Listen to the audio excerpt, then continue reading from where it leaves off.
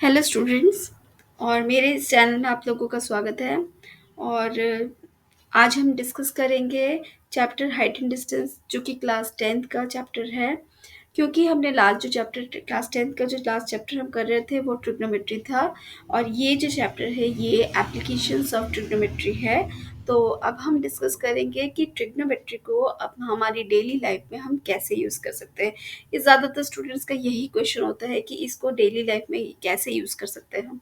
तो ये जो एप्लीकेशन है यही आपको बताएगा कि हम डेली लाइफ में ट्रिग्नोमेट्री को कैसे यूज़ कर सकते हैं। तो जैसे कि चैप्टर का नाम ही है हाइट एंड डिस्टेंस, तो वहीं से ये पता चलता है कि हम किसी भी चीज़ की हाइट को मेजर करने के लिए या किसी के दो ऑब्जेक्ट्स के डिस्टेंस को मेजर करने के लिए हम ट्रिग्नोमेट्री को यूज़ कर सकते हैं। बट ये कब कर सकते हैं? जैसे कि कोई भी बड़ी बिल्डिंग हो, जैसे किसी बिल्डिंग की हाइट को मेजर करना हो तो आप नॉर्मल स्केल को यूज़ नहीं कर सकते हैं या किसी भी मेजरिंग टेप को नहीं यूज़ कर सकते। That is not feasible. हम वैल्यू हमारा आंसर सही भी नहीं आएगा। ठीक है, या किसी ट्री को मेजर करना है, उसकी हाइट को मेजर करना है, या जैसे कि यहाँ पर दिखाया गया है कि ये एक घर है और ये एक शिप है। इन दोनों का डिस्टेंस कितना है, इसको मेजर करना भी मेजरिंग टेप या किसी भी नॉर्मल चीज़ से मेजर करना डिफ़िकल्ट है। तो यहाँ पर हम क्या कर सकते हैं, हम यहाँ करते हैं ट्रिग्नोमेट्री का use to measure the height of the buildings, big buildings, और the distance between the two objects. काफ़ी दूर जो प्लेस कर रहे हैं उन ऑब्जेक्ट्स को के डिस्टेंस को मेजर करने के लिए हम ट्रिग्नोमेट्री को यूज़ कर सकते हैं। ठीक है, तो ट्रिग्नोमेट्री को अब जो इस चैप्टर को करने के लिए हमें कुछ डेफिनेशंस है वो समझनी ज़रूरी है। तो किसी भी क्वेश्चन को शुरू करने से पहले पहले हम उनको डिस्कस कर लेते हैं। तो सबसे पहली पॉइंट जो है हमारा वो है आपका लाइन ऑफ साइट। तो आप जैसे इस फिगर को देख सकते हैं, यहाँ पर एक ये ऑब्जर्वर है और ये एक टावर है या मीनार जिसको बोल रहे हैं, यहाँ मीनार लिखा हुआ है। तो एक ऑब्जर्वर एक मीनार के टॉप पर देख रहा है। ठीक है, तो ये जो ऑब्जर्वर, ये जो इमेजिनरी लाइन बन रही है बिटवीन द ऑब्जर्वर, ये यहाँ से ड्रॉ की जा रही है to the top of the tower. तो ये जो लाइन जो बन रही है इमेजिनरी लाइन, इसको बोलते हैं लाइन ऑफ साइट। और जो ये ऑब्जर्वर और ये जो फुट ऑफ दिस टावर है, ये एक स्ट्रेट लाइन बना रही है, इसको बोलते हैं हम हॉरिजॉन्टल लाइन। ये एक हॉरिजॉन्टल लाइन हो जाती है। ठीक है, तो ये हो गया आपका लाइन ऑफ साइट, जो कि observer top of the building को देख रहा है, ये टॉप ऑफ द टावर को देख रहा है। तो ये एक इमेजिन लाइन बन रही है, उसको हम बोलेंगे लाइन ऑफ साइट। और ये आपका हॉरिजॉन्टल लाइन है। ठीक है, तो इसके बाद आता है आपका एंगल ऑफ एलिवेशन। तो अब ये है लाइन ऑफ साइट। देखियो, ये ऑब्जर्वर किसको देख रहा है, एक एरोप्लेन को देख रहा है। तो एरोप्लेन को जिस लाइन से देख रहा है तो वो है आपका लाइन ऑफ साइट। और ये लाइन ऑफ साइट और हॉरिजॉन्टल लाइन का जो एंगल बन रहा है उसको बोलते हैं हम angle of elevation. Angle of elevation तब बनता है जब ऑब्जर्वर ऊपर की तरफ देख रहा है। ठीक है, तो तब बनता है हमारा एंगल ऑफ एलिवेशन। इसी के साथ ही हमारा एक और पॉइंट आता है जो कि है एंगल ऑफ डिप्रेशन।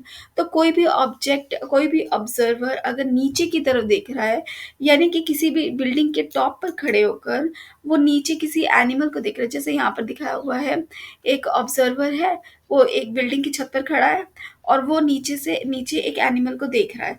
तो वो नीचे की तरफ देख रहा है। तो ये यहाँ से ऑब्जर्वर से जो ऑब्जेक्ट का जो लाइन बन रही है उसको हम लाइन ऑफ साइट बोलेंगे, जो कि नीचे की तरफ जा रही है। और हॉरिजॉन्टल क्या लाइन है, अगर ये ऑब्जर्वर बिल्कुल स्ट्रेट देखता है तो ये हॉरिजॉन्टल लाइन है। तो ये हॉरिजॉन्टल लाइन और लाइन ऑफ साइट में इस केस में, क्योंकि ये जो ऑब्जर्वर वो नीचे की तरफ देख रहा है, तो वो होगा आपका एंगल ऑफ डिप्रेशन। ठीक है, तो ये एंगल ऑफ डिप्रेशन कब आता है, जब कोई ऑब्जर्वर ऊपर से नीचे की तरफ देख रहा है। और एंगल ऑफ एलिवेशन जब ऑब्जर्वर नीचे से ऊपर की तरफ देख रहा है। अब इसी में ही आपको एक बात समझने की ज़रूरत है कि ये एक आपका हॉरिजॉन्टल लाइन है। ठीक है, ये हॉरिजॉन्टल लाइन हो गया और ये ऑब्जर्वर नीचे की तरफ देख रहा है। ठीक है, तो ये जो एंगल बना रहा है, ये सपोज करो ये थीटा है। अब अगर मैं यहाँ पर एक स्ट्रेट लाइन, ये क्योंकि ये प्लेन में खड़ा है तो ये मैं यहाँ पर एक स्ट्रेट लाइन बना देती हूँ। तो ये लाइन जो है इसके पैरेलल है। तो अगर ये लाइन इसके पैरेलल है तो ये दोनों एंगल इक्वल हो जाएंगे। क्यों? क्योंकि ये दोनों ऑल्टरनेट इंटीरियर एंगल है। यानी ये जो एंगल ऑफ डिप्रेशन है, ये भी एंगल ऑफ डिप्रेशन ही बनेगा। तो यहाँ पर एक बात समझने की, कोई भी क्वेश्चन आता है जहाँ पर एंगल ऑफ डिप्रेशन है, अगर आप ये थीटा दे रहे हो बात तो दोनों की सेम ही है, दोनों सेम होंगे, बट आपको जो ड्रॉ करना है फिगर, उस फिगर में आपको ये हॉरिजॉन्टल लाइन और एंगल ऑफ डिप्रेशन किस डायरेक्शन में, लाइन ऑफ साइट किस डायरेक्शन में, ये दिखाना ज़रूरी है, ताकि टीचर को समझ में आए कि आप एंगल ऑफ डिप्रेशन दिखा रहे हैं, ना कि एंगल ऑफ एलिवेशन। अगर आप ये वाला पार्ट नहीं दिखाते हैं, अगर अगर आप ये वाला पार्ट नहीं दिखाते हैं और ये सिर्फ इसी से एंगल ऑफ डिप्रेशन करते हैं, तो आपके नंबर कटने के चांसेस बहुत ज़्यादा हो जाते हैं। तो इसीलिए इस बात का ध्यान रखिए। तो आप ये वाली हॉरिजॉन्टल लाइन और ये angle theta is the angle of depression, ये दिखाइए एंड देन उसको इक्वेट कीजिए कि ये दोनों एंगल इक्वल हैं। ठीक है, ये मेंशन करना बहुत ज़रूरी है। तो ये थे कुछ कॉन्सेप्ट जो हमें समझने ज़रूरी थे किसी भी क्वेश्चन को करने के लिए। यूजिंग ट्रिग्नोमेट्री हम किस तरह से किसी भी हाइट को या किसी डिस्टेंस को कैसे मेजर कर सकते हैं। ठीक है, तो चलिए शुरू करते हैं आज का वीडियो विद क्वेश्चंस। ओके, तो हमारा पहला क्वेश्चन है, find the height of the tower if the angle of elevation of the tower is 60 degree and the horizontal distance from the eye to the foot of the tower is 100 metres. तो suppose करो मैं यहाँ पर सिर्फ observer यहाँ पर खड़ा है, ठीक है, और ये एक टावर है, ये एक टावर है और ऑब्जर्वर इधर खड़ा है। तो ऑब्जर्वर यहाँ पर लिखा हुआ है the horizontal distance from the eye to the foot of the tower, मतलब ये जो डिस्टेंस है ये आपका 100 मीटर्स है। ठीक है, और बोला है जो if the angle of elevation of the tower, मतलब ये जो आई है, यहाँ पर जो ऑब्जर्वर है वो ऊपर की तरफ देख रहा है, टावर के ऊपर की तरफ देख रहा है।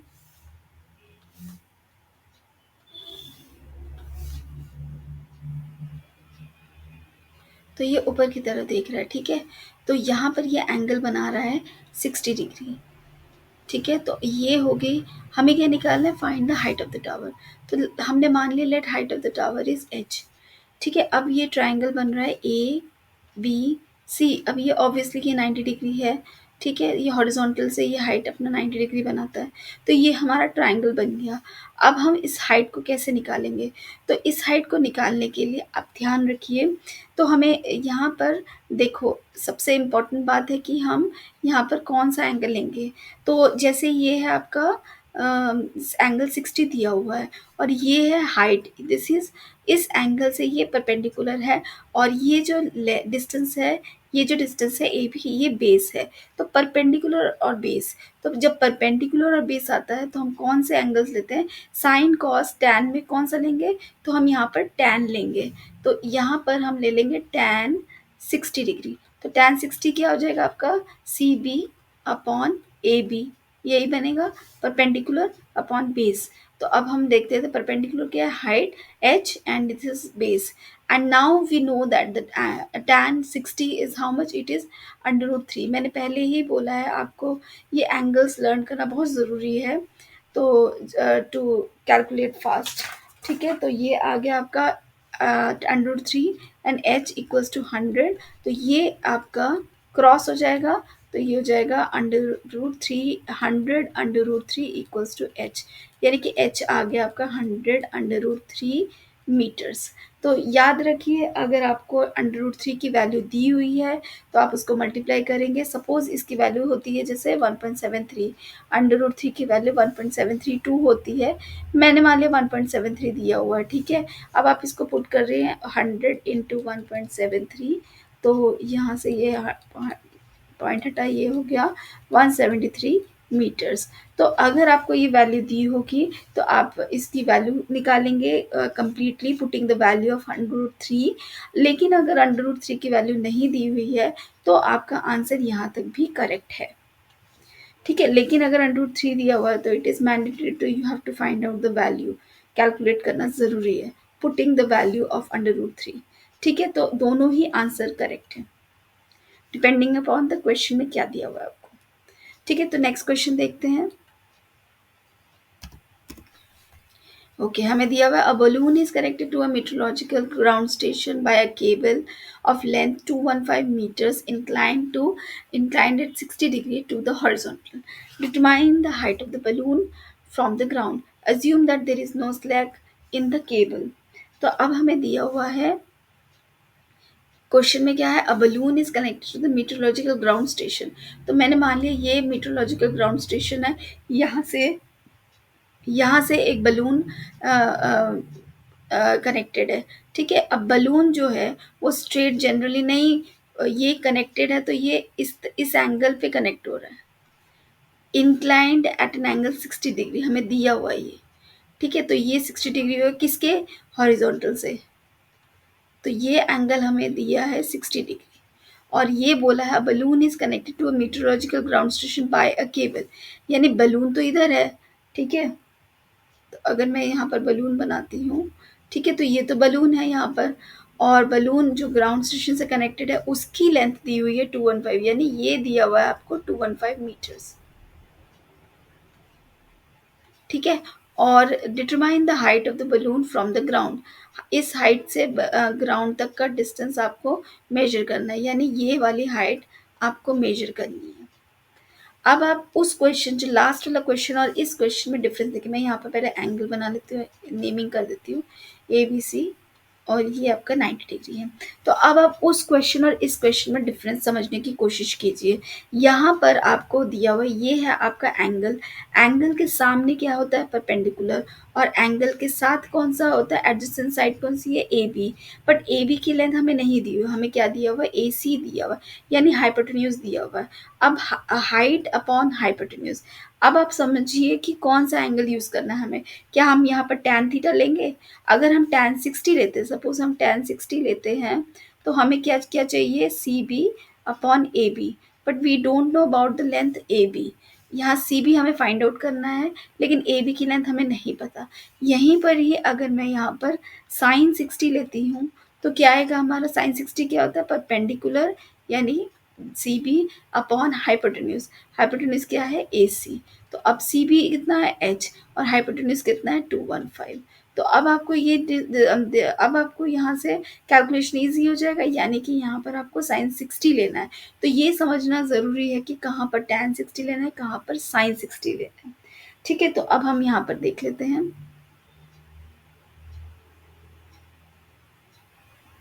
तो यहाँ पर साइन 60 की वैल्यू हमें क्या है, it is √3/2 equals to H upon 215। तो यहाँ पर क्रॉस कर लेते हैं, टू को हम यहीं छोड़ देते हैं क्योंकि हमें एच निकालना है। तो सिर्फ 215 को इधर ले गए तो हमारा आ जाएगा 215 √3 divided by 2 equals to H. तो ये हमारा आंसर आ गया। इसको हम कैलकुलेट कर लेते हैं, √3 की वैल्यू इट इज़ 215 इंटू, क्योंकि यहाँ पर क्वेश्चन में नहीं दिया √3, तो आप सिर्फ 215 को डिवाइड कर सकते हैं, आप ये भी निकाल सकते हैं। तो ये हो जाएगा 7.5 √3। लेकिन आप ये ना निकाल कर, बेटर ये है कि आप यही निकाल लीजिए 1.7327 तो ये आपका फाइनल आंसर आ जाएगा।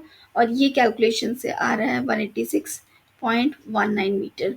तो ये हमारा आंसर आ गया, ठीक है। तो आप बेटर इसको ना कैलकुलेट करके आप डायरेक्ट यही कीजिए, ठीक है। तो दिस इज योर आंसर।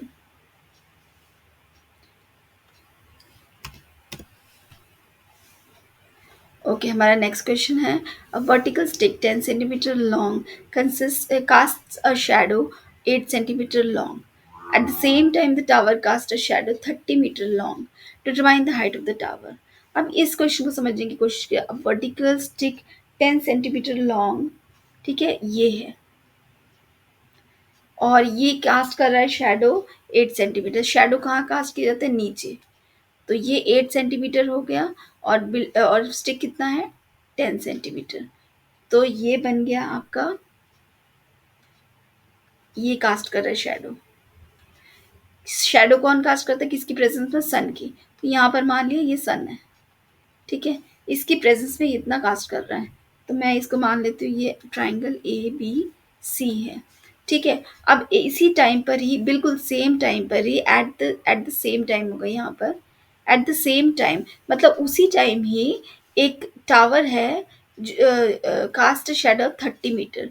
ये एक टावर है और ये कास्ट कर रहा है शेडो 30 मीटर का, ठीक है। और इसकी हाइट हमें निकालनी है, इस टावर की हाइट हमें निकालनी है। तो यहाँ पर भी सन उसी जगह पर ही है, ठीक है, और ये कास्ट कर रहे हैं इस तरह से शेडो। तो इन दोनों में अब ये अगर आप दूसरी तरह से देखोगे तो दोनों का क्या है, ये आपका ये सिमिलर ट्रायंगल्स ही बन रहे हैं। बट अगर आप सिमिलर ट्रायंगल से नहीं करोगे, क्योंकि ये सिमिलर ट्रायंगल कैसे बन रहा है, ये एंगल 90, ये एंगल 90 है, और सन क्योंकि एक ही टाइम पर दोनों कास्ट कर रहे शेडो, तो यानी कि थीटा जो है दोनों का सेम है। तो ये आपके सिमिलर ट्रायंगल के हिसाब से दोनों की प्रॉपर्टी को यूज करें तो ए कोरोलरी से दोनों ट्रायंगल सिमिलर हो रहे हैं, तो उससे हम इनकी रेशियो से निकाल सकते हैं। बट अब अगर आप ट्रिग्नोमेट्री की डायरेक्टली यूज कर सकते हो, तो यहाँ पर हम करते हैं जो ट्रायंगल, ये मैं इसको पी क्यू आर ले लेती हूँ। तो ट्रायंगल ए बी सी में देखते हैं, तो यहाँ पर टैन थीटा क्या बन रहा है। टैन थीटा क्यों ले रही हूँ, क्योंकि ये परपेंडिकुलर और बेस है, इसीलिए टैन थीटा क्या हो रहा है आपका 10/8। अब ये थीटा जो है एंगल तो सेम बनाएगा, यहाँ पर भी टैन थीटा सेम ही आएगा, इसका भी टैन थीटा देख लेते कितना आ रहा है, ये होगा h/30। तो क्योंकि ये टैन थीटा तो दोनों में सेम होगा, because theta will remain the same. अगर दोनों को 30 है तो टैन 30 तो सेम ही होगा दोनों के केस में, इसीलिए एंगल सेम है। तो अगर एंगल सेम है तो ये इनका राइट हैंड साइड भी इक्वल हो जाएगा, देयरफॉर 10/8 इक्वल्स टू h/30। तो ये h हो जाएगा, मैं यहाँ पर 30 को इधर ले लेते हैं, तो ये हो जाएगा 30 into 10 divided by 8, this is equals to 300 divided by 8। तो इसको डिवाइड करते हैं, 8 3 से 24,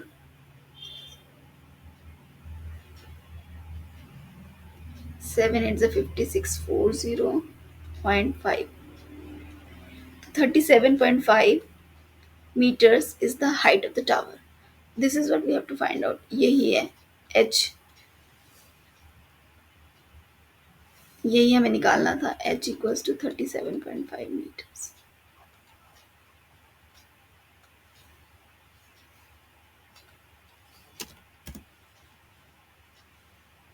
ओके, एक और क्वेश्चन देख लेते हैं। अ vertical straight tree 15 meter high is broken by the wind in such a way that its top just touches the ground and make an angle 60 degree with the ground. At what height from the ground did the tree break? अब ये question समझने की कोशिश कीजिए।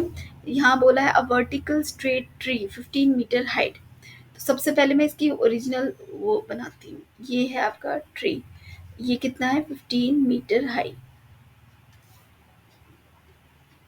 ठीक है। और ये ये ये एक ट्री है, बस अभी मैंने यही बनाया। अब क्या बोल रहे हैं, अब बोल रहे हैं कि vertical straight tree 15 metre high is broken by wind, wind से ये टूट गया। सपोज ये यहाँ से टूट गया, और in such a way that its top is just touching the ground. अब ये जो पार्ट है, दिस पार्ट जो मैं ब्लू में मार्क कर रही हूँ, ये वाला पार्ट जो है ये नीचे की तरफ ग्राउंड में आ गया, और ये ग्राउंड को टच करता है, यानी ये कुछ इस तरह से ग्राउंड को टच कर रहा है, ठीक है। तो ये आपका एंगल, सॉरी, दिस ये जो ब्रांच है, ये इसकी, ये जो पार्ट ऑफ द ब्रांच है ये इसको टच कर रही है, ठीक है। And making an angle 60 degree, तो ये वाला एंगल जो बना रही है ये 60 डिग्री बना रही है, ठीक है। तो मैं इसको ले लेती हूँ ट्रायंगल ए बी सी। तो अब आपको यहाँ पर एक चीज समझने की जरूरत है, और वो है ये कि अगर ये पूरी लेंथ 15 है, ठीक है, मैं मान लेती हूँ कि ये यहाँ से टूटी है, तो ये कितना डिस्टेंस है, ये आपका x है। तो ये वाला पार्ट कितना हुआ, ये हो जाएगा आपका 15 माइनस एक्स, क्योंकि 15 तो पूरी लेंथ है, उसमें से x पार्ट बच गया और बाकी रिमेनिंग कट गया, यानी ये वाला पार्ट हो गया आपका 15 माइनस एक्स, ठीक है। तो अब आपका जो ट्रायंगल बना, फाइनल ट्रायंगल, वो ये बन रहा है, this is 60 degree, this is x, this is 15 minus x, ठीक है। this is a b c। तो अब आपको क्या निकालना है, at what height from the ground did the tree break, तो x आपको निकालना है। तो चलिए वही फाइंड आउट करते हैं। तो अब हम देखते हैं ट्रायंगल में हमें क्या क्या दिया, बट ये है आपका एंगल, इसके सामने वाली साइड परपेंडिकुलर, और ये है हाइपोटेन्यूज। तो अब हम कौन सा यूज़ करेंगे, नॉट tan 60 बट sin 60 हम यूज़ करेंगे यहाँ पर। sin 60 क्या हो जाएगा आपका, ए बी अपॉन ए सी। तो ए बी कितना है x अपॉन ए सी कितना है 15 माइनस एक्स। क्योंकि हमको इसकी ये वाली लेंथ हमें नहीं दी हुई है तो इसको हमें यूज़ करने की ज़रूरत नहीं है। ठीक है, तो अब हम देख लेते हैं tan 60 sin 60 कितना होता है हमारा। तो sin 60 होता है √3/2 equals to X upon 15 minus X. ठीक है, अब हम इसको क्रॉस कर लेते हैं, क्रॉस मल्टीप्लाई कर लेते हैं। तो ये हो जाएगा आपका 15 minus X into √3 equals to 2x। इसको ओपन करते हैं तो 15 √3 minus √3x equals to 2x। तो इसको मैं इधर ले जाती हूँ तो 15 √3 is equals to 2x plus √3x, यानी मैं इसको लिख सकती हूँ 2 प्लस √3x। ठीक है, तो x को मैं यहीं छोड़ देती हूँ। मैं इसको इस तरह से भी लिख सकती हूँ 2 प्लस √3x इक्वल्स टू 15 √3। ठीक है,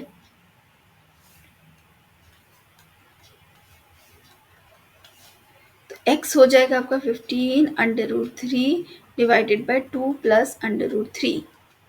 तो अब इसका डिनोमिनेटर इज इरेशनल नंबर, तो हमें सबसे पहले इसको रैशनलाइज करना है। तो रैशनलाइज करते हैं, टू माइनस √3 अपॉन 2 माइनस √3 इससे मल्टीप्लाई और डिवाइड करते हैं। तो ये हो जाएगा आपका 15 √3 इंटू 2 माइनस √3 और ये हो जाएगा a plus B into A minus B, यानी 2 स्क्वायर माइनस √3 स्क्वायर। तो ये हो जाएगा आपका 15 into 2 30 √3 minus √3 into √3 is 3, 3 into 15 is 45 divided by ये हो जाएगा 2 का स्क्वायर इज 4 माइनस 3, यानी कि 30 √3 माइनस 45 डिवाइडेड बाय 1। तो अब हम 30 इंटू 1.73 कर लेते हैं, क्योंकि क्वेश्चन में शायद दिया हुआ है। ओके, नहीं दिया है लेकिन आप इसको कंसिडर कर लीजिए, दिया ही होगा, जनरली हर केस में दिया ही होता है। तो 1.73 माइनस 45, तो ये आ रहा है आपका 51.33 हो गया ना, 51.9 माइनस 45 और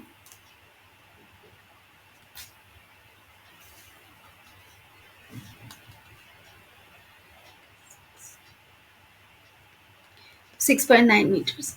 तो ये आ गया हाइट आपकी, एक्स आ गया आपका 6.9 metres. This is your answer.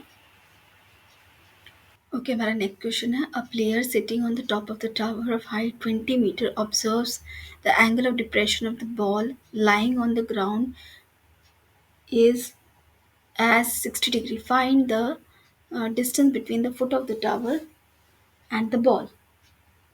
तो ये बोला है कि a player is sitting on the top of the tower. Suppose ये टावर जो है यहाँ ये है, ठीक है, 20 मीटर हाई है, 20 मीटर इसका हाइट है। ठीक है, observe the angle of depression, यानी यहाँ से ये पर्सन नीचे की तरफ देख रहा है, यहाँ पर कोई बॉल है उसको देख रहा है। ठीक है, तो यानी कि यहाँ पर हम एंगल ऑफ डिप्रेशन बनाएंगे, यानी हॉरिजॉन्टल लाइन हमारी ये है और एंगल ऑफ डिप्रेशन बना रहा है ये आई, लाइन ऑफ साइट क्या है, इधर की तरफ आएगा, ये डिप्रेशन आएगा, एंगल ऑफ डिप्रेशन।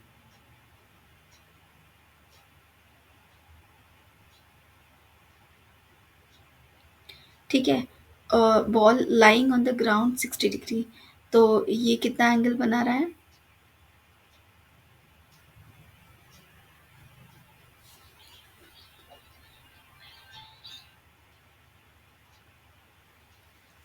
तो ये कितना एंगल बना रहा है, angle of depression 20 metre observes the angle of depression of the ball lying on the ground as 60 degree. यहाँ पर बॉल लाई कर रही है और ये एंगल थीटा जो है, थीटा आपका 60 डिग्री बन रहा है। ठीक है, find the distance between the foot of the tower and the ball. Suppose ये ए बी सी है और हमें निकालना है, ये सी बी लेंथ निकालनी है। ठीक है, तो ये मैं मान लेती हूँ एक्स है। तो अब आप देखिए ये एंगल थीटा है, तो ये भी एंगल थीटा है, थीटा इक्वल्स टू 60 डिग्री मैं यहाँ लिख देती हूँ।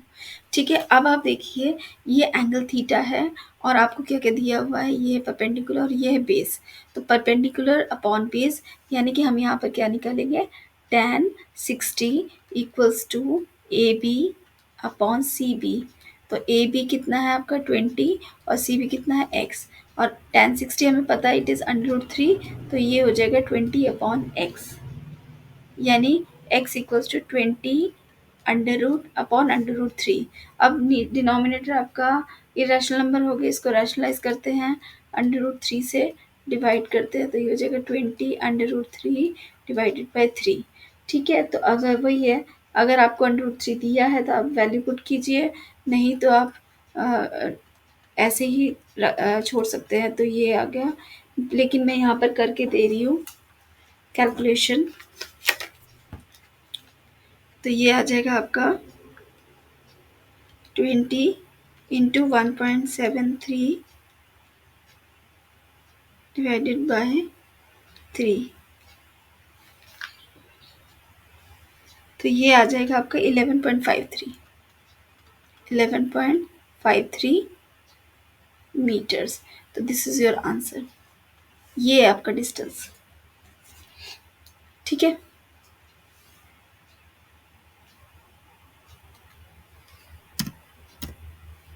ओके नेक्स्ट देखते हैं।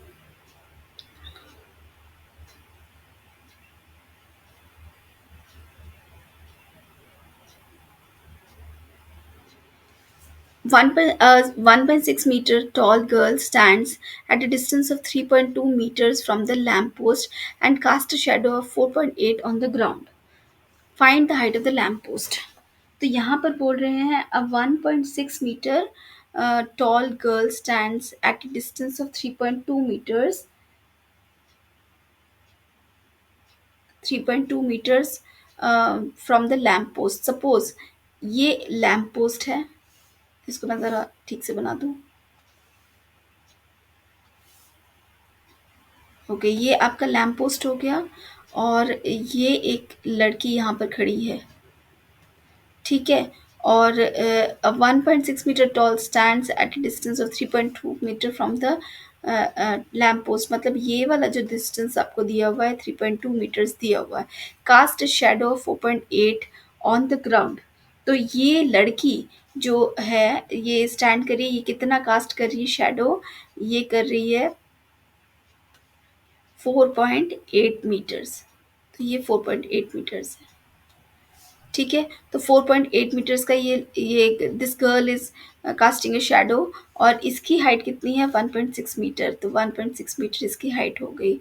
ठीक है, find the height of the lamp post, हमें लैम्प पोस्ट की हाइट निकालनी है, तो हमें ये h निकालना है।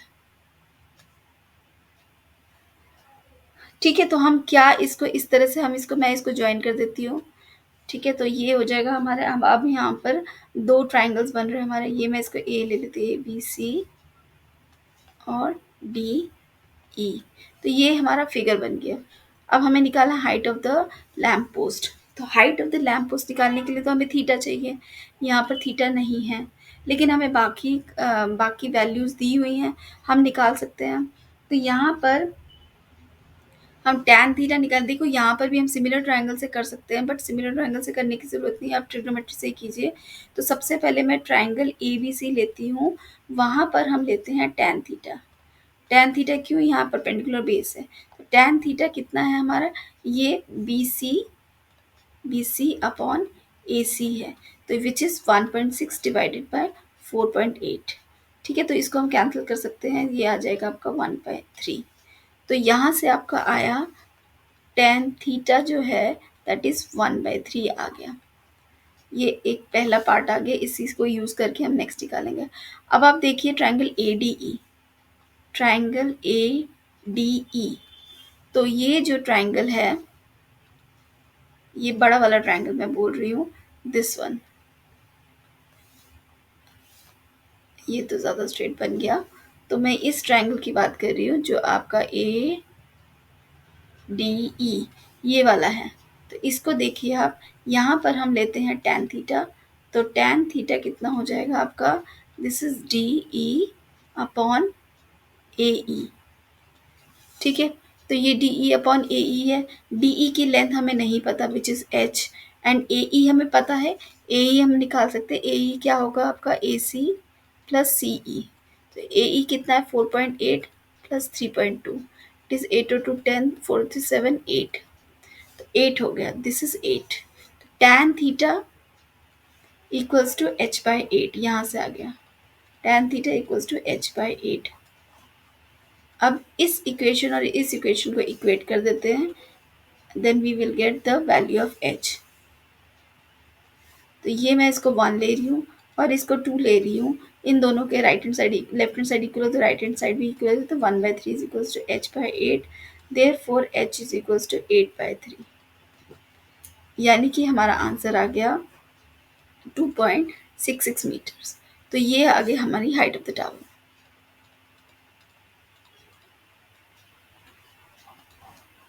तो ये हमारा आंसर था। ओके, देखते हैं हमारा लास्ट क्वेश्चन क्या है। ये हमारे आज की वीडियो का लास्ट क्वेश्चन होगा। तो क्वेश्चन है आपका, from the top of cliff 50 metre high, the angle of depression of the top and the bottom of the tower are observed to be 30 degree and 50 degree respectively. Find the height of the tower. तो ये हमें निकालना है। तो from the cliff, from the top of the cliff 50 metre high, तो एक cliff है 50 metre high, ये this is 50 metre high. The angle of depression of the top of the bottom of the tower are observe to be, यहाँ सामने एक tower है, ठीक है। तो एंगल ऑफ डिप्रेशन मतलब कि अगर मैं इसको लेती हूँ हॉरिजॉन्टल लाइन, तो एंगल ऑफ डिप्रेशन आएगा आपका depression of the top and the bottom of the tower. तो ये टावर है, टावर की हाइट हमें नहीं पता है, ये एच मान लेते हैं, ठीक है। तो यहाँ से इसकी टॉप से एंगल ऑफ डिप्रेशन और इसके बॉटम पे एंगल ऑफ डिप्रेशन जो बन रहा है वो हमें दिया हुआ है। वो कितना होगा, ये आपका एंगल मैं ऐसे ले लेती हूँ। तो ये वाला एंगल, पहला एंगल टॉप पे कितना बन रहा है, 30 डिग्री, और ये बॉटम पे कितना बन रहा है, 45 डिग्री। यानी अगर ये आपका 30 डिग्री है तो आपका ये भी 30 डिग्री होगा, और ये अगर पूरा 45 है, क्योंकि ये वाली लाइन इसके पैरेलल है, तो this angle will be equal to this angle, यानी ये भी 45 होगा, ठीक है। तो अब यहाँ पर दो ट्रायंगल्स बन रहे हैं, हमें उसको कंसिडर करना है। तो कौन कौन से एंगल बन रहे हैं, A B C, this is D and E. तो सबसे पहले लेते हैं triangle A B C, triangle A B C. तो यहाँ पर हमें सपोज करो ये वाली हाइट है एच, बिकॉज दिस लेंथ और दिस लेंथ तो सेम होगी, ये एक रेक्टेंगुलर बना रहा है, बी सी डी ई एक रेक्टेंगल बन रहा है, तो रेक्टेंगल यानी इसकी हाइट सेम, ये दोनों सेम हो जाएंगे ब्रेड्थ, ठीक है। तो ये वाला पार्ट क्या हो गया, इसको मैं मान लेती हूँ, इसको हम लिख सकते हैं 50 माइनस एच, ठीक है। तो अब हम लेते हैं ट्रायंगल ए बी सी, ये हो जाएगा आपका 50 माइनस एच, और ये हमें नहीं पता, दिस इज बी सी, और ये एंगल हमें पता है 30 degree, this is angle A. तो tan 30, हम यहाँ पर ये वाली साइड हमें नहीं पता, इसको मान लेते हैं x है, तो ये भी x हो जाएगा आपका। तो मैं x, इसको x मान लेती हूँ, ठीक है। तो tan 30 क्या हो जाएगा आपका, this is A C upon B C. तो ए सी कितना है, 50 माइनस एच अपॉन एक्स, ठीक है। तो tan 30 कितना होता है, tan 30 is 1 upon √3 equals to 50 minus H upon X. तो एक चीज़ मैं बताना चाहती हूँ आपको, जहाँ पर भी आपको 45 डिग्री एंगल मिले, सबसे पहले ना उस ट्रायंगल को देखने की ज़रूरत है। यहाँ पर हमने ये देखा है, लेकिन इससे पहले आप अगर इसको देखेंगे तो आपको ये ज़्यादा अच्छे से समझ में आ जाएगा। मैं बताती हूँ कैसे। तो ये ट्रायंगल है आपका ए ई डी, और ये एंगल बन रहा है 45, और ये पूरी लेंथ है 50, और ये वाली लेंथ हमने ली हुई है x। तो यहाँ पर हम लेते हैं tan 45। तो tan 45 क्या हो जाएगा, A D upon E D. तो ये हो जाएगा 50/x। अब मैं क्यों बोल रही हूँ tan 45 सबसे पहले लेना है, क्योंकि tan 45 की वैल्यू होती है 1। तो 50/x इक्वल्स टू 1, यानी x की वैल्यू कितनी आ गई 50। तो यहाँ से हमें x की वैल्यू पता चल गई। अब क्योंकि हमें x की वैल्यू यहाँ पे पता चल गई, तो हम इसमें पुट करेंगे और हम इसको इजीली कैलकुलेट कर सकते हैं। इसीलिए ट्राइंगल जहाँ पर tan 45 दिख रहा है आपको, वहाँ पर पहले उसी को निकालिए, तो एक वैल्यू आपको डायरेक्टली आ जाएगी। तो यहाँ पर हम डायरेक्टली लिख लेते हैं इसकी वैल्यू। तो ये हो जाएगा 50 माइनस एच अपॉन 50। तो अब इसको क्रॉस मल्टीप्लाई कर लेते हैं। तो 50 is equals to 50 minus H into √3। इसको सॉल्व करते हैं। 50 √3 माइनस √3h इक्वल्स टू 50। ठीक है, तो मैं 50 इसको इधर लेकर रखती हूँ। तो 50 minus 50 √3 is equals to minus √3h। तो यहाँ से क्या कॉमन दिख रहा है हमको, 50 कॉमन दिख रहा है। 1 minus √3 equals to minus √3h। तो h को क्या लिख सकते हैं हम, 50 इंटू 1 माइनस √3 अपॉन माइनस √3। इस माइनस को हम बैलेंस करने के लिए क्या करेंगे, इसको इसके जो साइन से ऑपोजिट कर देते हैं। तो 50 इंटू √3 माइनस 1 अपॉन √3। ठीक है, अब ये डिनोमिनेटर हमारा इरेशनल नंबर है, इसको रैशनलाइज कर लेते हैं। तो पहले मैं इन दोनों को मल्टीप्लाई कर देती हूँ। 50 into √3 into √3, 3 minus 1 into √3 divided by 3। तो ये हो जाएगा आपका 50 इंटू 3 इज 5, 50 150 माइनस 50 √3 अपॉन 3।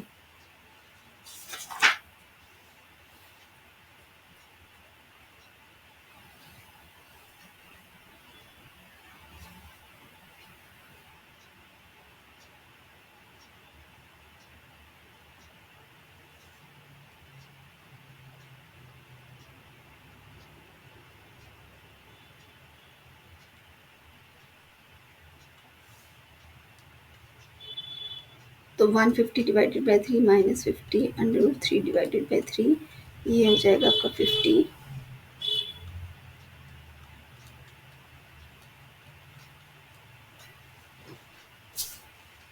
तो इसको हम कैलकुलेट कर लेते हैं। तो ये आएगा हमारा कैलकुलेशन से 50 माइनस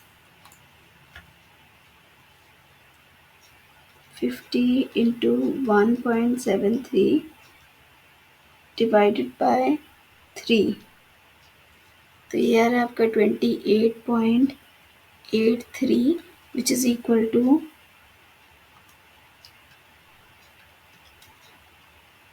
तो ये आ रहा है आपका 21.16 मीटर। तो ये आपका आंसर आ गया। तो इस तरह से हम ये क्या क्वेश्चन कर सकते हैं। ठीक है, तो ये एक इम्पॉर्टेंट क्वेश्चन है, आप इसको ज़रूर दोबारा से देखिए और करिए। और याद रखिए, जहाँ पर भी आपको 45 डिग्री एंगल मिलता है, कोशिश कीजिए पहले उसी ट्रायंगल को सॉल्व करने का। उससे आपको एक वैल्यू मिलने के चांसेस ज़्यादा हो जाते हैं अगर आप tan 45 यूज़ करते हैं तो ये था हमारा आज का वीडियो। और मैं नेक्स्ट वीडियो में फिर से कुछ और क्वेश्चंस, इंपॉर्टेंट क्वेश्चंस लेकर आऊँगी इसी चैप्टर के। तो मिलते हैं नेक्स्ट वीडियो में। Thank you very much for watching.